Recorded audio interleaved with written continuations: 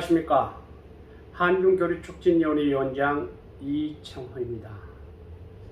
지난 8월 24일이 한중수교 30주년이 되는 해였습니다.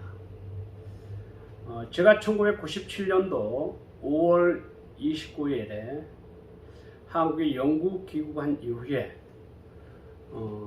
그 해에 제가 모 대학에 강사로 나가면서 지휘자들과 함께 1998년도에 백두산, 즉 장백산이죠. 장백산을 다녀오고 훈춘, 도문 그 어떤 일대 지역들을 쭉 제가 관광을 하면서 이제는 한국과 중국이 어쨌든 좀 같이 갔으면 좋겠다라는 그런 생각들을 해보았습니다. 물론 그러던 중에 이제 약 한 20여 년이 훨씬 지났습니다만 계속 교류를 촉진해 오다가 최근 들어 약 한 7, 8년 전부터는 중국에 대한 관심이 남달리 제가 갖게 돼서 거기에 대한 부분들을 집중적으로 준비하고 연구를 하게 되었던 것입니다.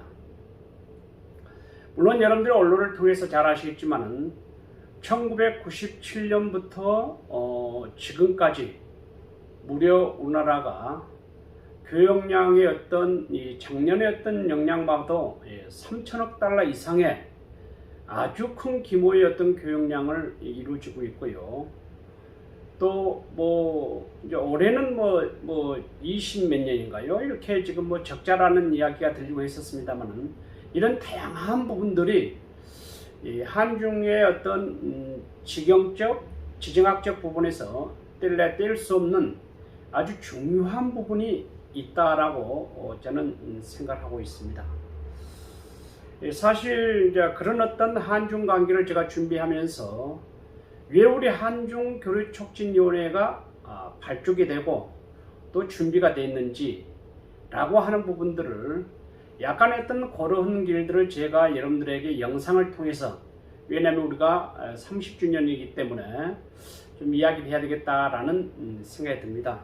첫째, 제가 중국을 방문했을 때에 시진핑 주석께서 이미 이제 18다 당대에서 서기로 취임하면서 도대체 시진핑이라고 하는 분은 어떤 분인가 라고 하면서 제가 집필을 해서 시진핑 리더십이라고 하는 책을 집필하게 됐죠. 이 책이 나오고 한 달 이후에 물론 여러분들이 잘 아시겠습니다만은 중국의 어떤 인민망, 인민일보죠. 그 다음에 CCTV, 중국일보 등 아주 많은 곳에 기사가 처리가 됐습니다. 그 이후에 중국의 고위층들이 아주 상당히 많은 관심들을 갖고 저에게 문의도 하고 또 어쩌면 한국 사람이 이런 어떤 책을 집필했느냐라고 이야기를 하고 있었습니다.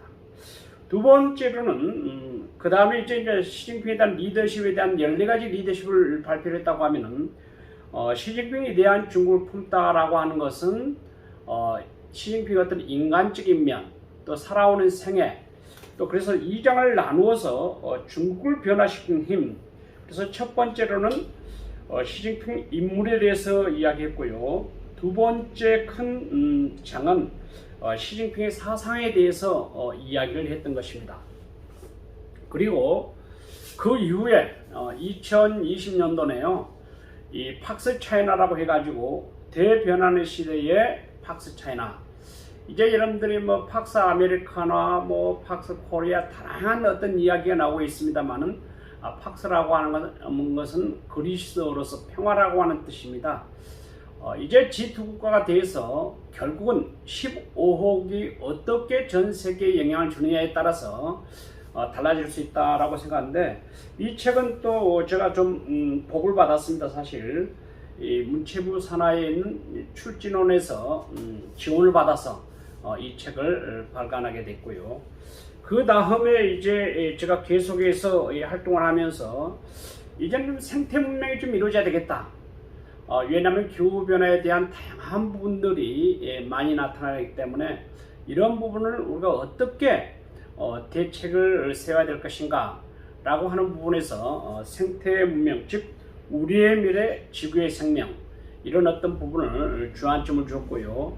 그리고 이제 금년 1월 달에는 올해는 작년과 이 국가에서 지정한, 그러니까 중국과 한국이 지정하는 한중 교류 문화회입니다. 제가 이 배지를 달고 있습니다만, 동서양이 같이 만난 그런 어떤 의미로서의 중국의 문화, 이 글자는 하북미술대학교의 진충희 이 총장님께서 직접 헌사해 주셔서 이렇게 멋있게 중하라고 이렇게 나와 있습니다. 그 다음에 이제 제가 좀 볼만한 것이요. 여러분들이 언론을 통해서 아시는지 모르겠습니다만, 아시아 문명 대화대라고 2019년 5월 15일부터 18일까지인가요? 한 주간의 베이징에서 열렸던 대회인데요. 이때 제가 아시아의 미래를 위한 동아시아의 책임있는 참여를 모색하자, 제가 첫 번째 주제 발제를 했었습니다.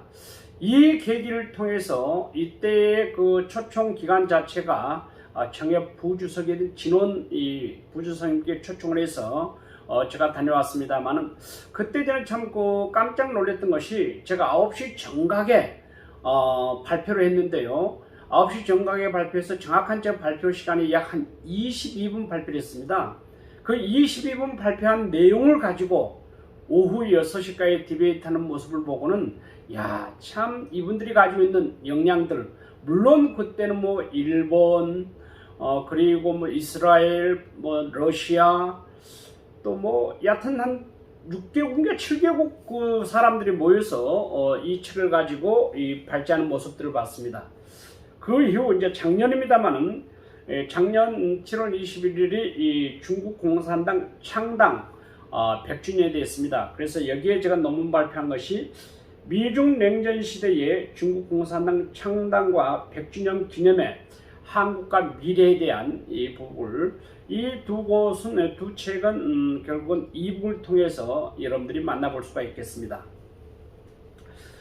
그러던 나중에 이제 우리 그 촉진위원회가 2019년, 그 전에는 우리 한중연합일보가 2011년 1월 24일 날 우리가 출발해서 문체부로부터의 정식 인터넷 신문이 발족이 됐습니다만은, 그렇게 쭉 한중 관계에 관심이 가져오면서 2020년 이것은 지금 이제 중국 대사관 어떤 후원을 받고 우리가 노야홀틀인가에서 로얄홀틀에서 한중 관계 촉진 세미나를, 이때는 여러분들 아시다시피 코로나가 아주 왕성했던 그런 어떤 시기가 돼가지고 결국은 우리가 유튜브를 통해서만 이미 우리가 영상을 내보냈었습니다만은, 이런 아주 중대한 어떤 교수님들이 발제를 하셨고요. 그리고 이제 금년 초인가요, 작년인가요? 지금 작년 말이네요.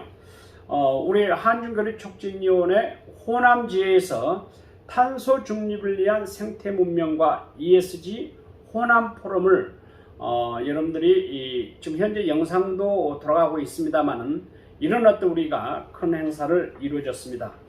그리고 이제 올해 한중수교 30주년을 맞이해서 한중수교 30주년 기념 포럼, 여기에 대한 우리가 전체의 어떤 토픽은 한중 번영 발전을 위한 미래 전망, 이런 어떤 주제를 가지고 금년에 우리가 6월 17일 날 대한민국 국회 소회의실에서 우리가 발제를 하고 토론을 하고, 그 다음에 기조 강연을 이어졌던 것입니다. 자, 이제 이런 어떤 활동에 대한 부분들을 쭉 해오면서 많은 다양한 사람들과 다양한 부분들을 만나고, 우리 나름대로 어떤 연구 영역, 그리고 또 이제 논문도 우리 지금 상무위원이신 김문중 교수님과 함께 다수의 논문을 한중 관계에 대한 부분을 발표했었습니다만은, 때로는 실천가 입장에서, 때로는 작가 입장에서, 투고 입장에서 이런 한중 관계를 발전해 왔습니다. 자, 그러면은 저 입장은 지금 현재에서 과연 한중에 대한 부분이 지금 공자의 말씀이 31입 30일이면 모든 세상에서 새롭게 일어난다라고 하는 이야기를 하고 있습니다만은 30일을 통해서 내가 무엇을 이야기할 것인가? 근데 중요한 것은 이제 우리 한국이 2016년도에 사드라고 하는 어마어마한 큰 복병을 만나가지고 지금 한한령인의 또 어떤 이 교통이 잘 이루어지지 않고 있습니다만은 이런 어떤 어려운 부분들을 우리가 어떻게 앞으로 해결해야 될 것인가 라고 하는 첫 번째 큰 문제가 저에게도 당면하게 과제가 되어 있고요. 두 번째, 한중 민간 교류를 어떻게 활성화시킬 것인가. 제가 사실 2019년 부터 시작된 코로나 바이러스가 전 세계적으로 팬데믹 현상이 일어나서 사실 중국을 악내할 수 없는 과정이었습니다만은 저는 약 한 29일 동안 격리를 해가면서 중국을 2020년 말에 갔다가 2021년 1월에 제가 귀국했던 적이 생각이 나고요. 금년에도 올해 이제 8월입니다만은 8월 3일 날 제가 출국해서 18일 날 한국 귀국했습니다. 이런 어떤 한중 교류 촉진을 직접 시청자 입장에서 현장을 둘러보고 또한 중국의 고위층들 그리고 또 일반 많은 어떤 공무원들 만나면서 느꼈던 점은 사실 민주주의가 선이고 뭐 예를 들어서 뭐 사회주의가 악이고 이런 어떤 부분을 이제는 이분법적 사고를 우리가 이제는 지향해야 된다라는 부분에서 이야기를 말씀드릴 수 있고요. 어떤 사람들은 안미경주의네, 예를 들어서 뭐 안 보는 미국, 뭐 경계는 뭐 예를 들어서 중국 이런 생각해 보세요. 이게 가능한 얘기가 아니고요. 지금 여러분들요, 제가 이렇게 유튜브를 촬영하고 있습니다. 유튜브가 촬영하는 이 순간에도요, 어쩌면 중국에서는 다 할 수 있다는 소리죠. 어쩌면 미국은 다 할 수 있다는 소리입니다.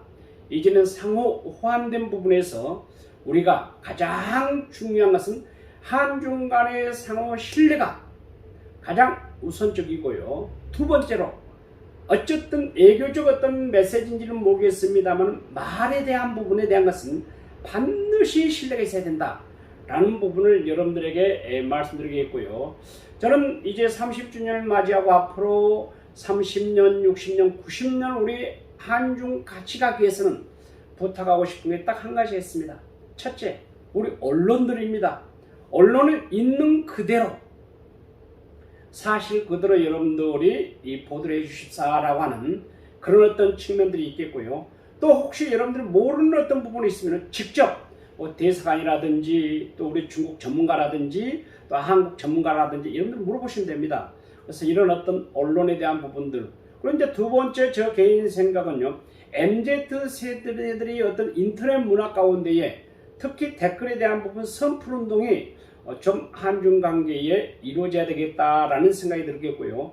마지막 세 번째로는 저는 뭘 쓸지 생각해 보냐면은 정말 한중 교류가 좀 자유롭게 지금은 10일 이상 또한 14일 이상 격리가 되고 있습니다만은 최소한 제 개인적인 겁니다만 한 3일 정도만 격리하고 그리고 왕복 자유왕래가 될 수 있도록 중국에 대한 부분도 당부를 드리면서 오늘 제가 두서없이 이렇게 이제 우리 어떤 사무실에서 한중교류 촉진위원회가 무슨 일을 지금까지 해왔는가 라고 하는 부분들을 제가 생각이 나서 아침에 영상을 찍게 됐습니다.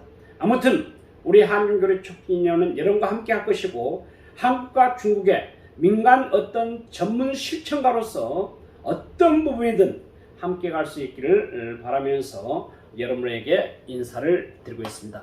지금까지 한중교류 촉진위원회 위원장 이창호였습니다. 再见。